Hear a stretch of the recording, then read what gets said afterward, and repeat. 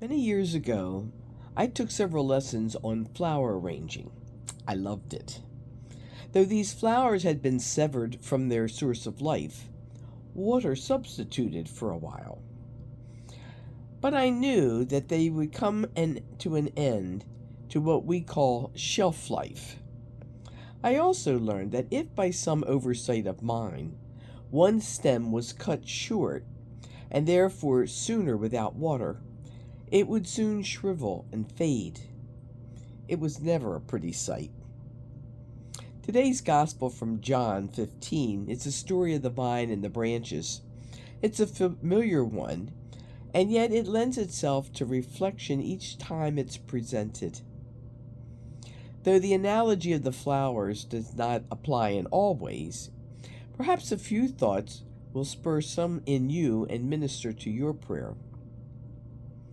Once we have determined the sources of grace in our lives, we need to pay attention to and nurture them. For example, a few moments each day set aside to intentionally connect with God, recalling the many graces of the day, or a prayerful reception of the Eucharist, or spending some time in nature, with flowers, a favorite activity of mine, or recalling the source of our own glory, honor, or riches.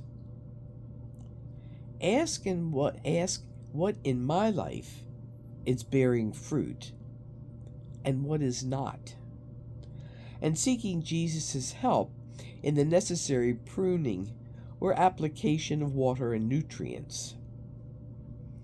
Perhaps sometime intentionally considering these things will attune us to the final challenge of this gospel passage.